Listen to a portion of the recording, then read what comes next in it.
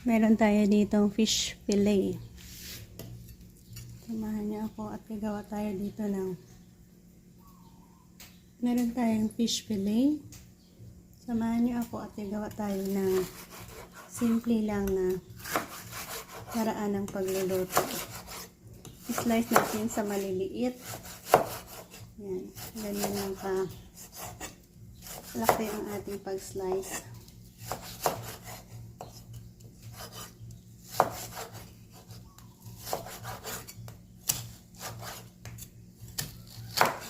One, 2, 3, 4, 5, 6, 7, 8, 9, 10, 11, 12, 13. Meron tayong 13 piraso dyan.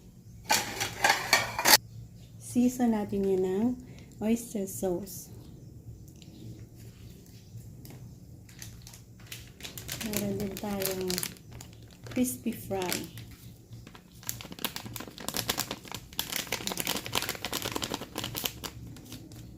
Crispy fry na garlic na to eh.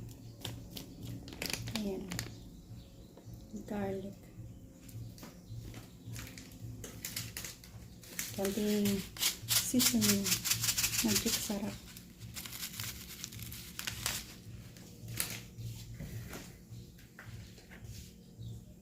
Vinegar. Ilang patak lang.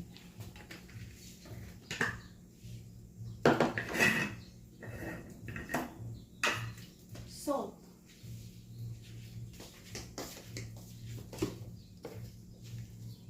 Yan. Marinate natin yan ng ilang minuto. Haluin at i-marinate natin ng ilang minuto. Na-marinate na natin ng mga ilang minuto. Maglagay tayo ng isang pirasong itlog.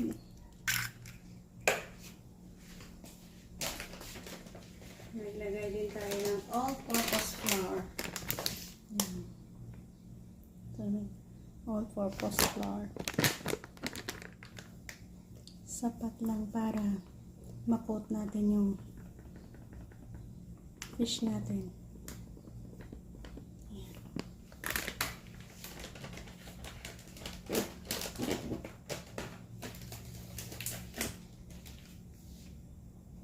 Natin na yan na mix. Sa kabila naman, maglagay tayo ng yan, breadcrumbs. Para dito natin i-coat ulit ang ating fish fillet before natin i-fry.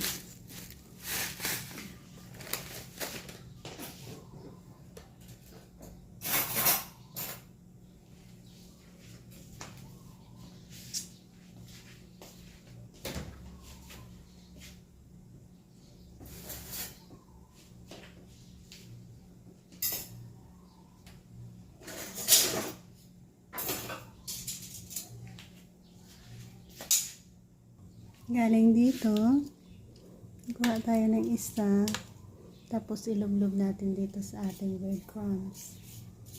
Tapos prituhin. Ganyan lang.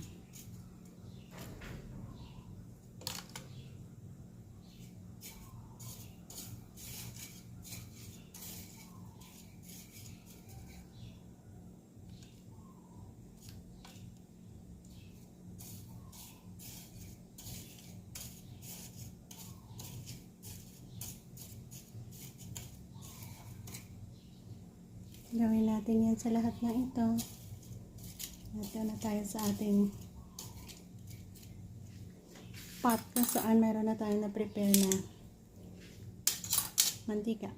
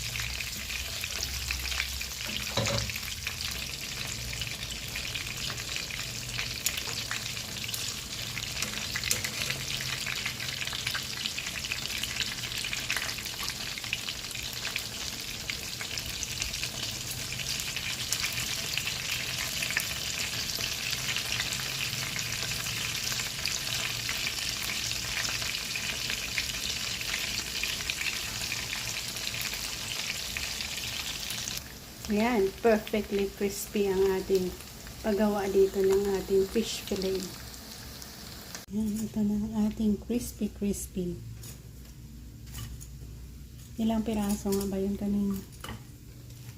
Ang ating kinap.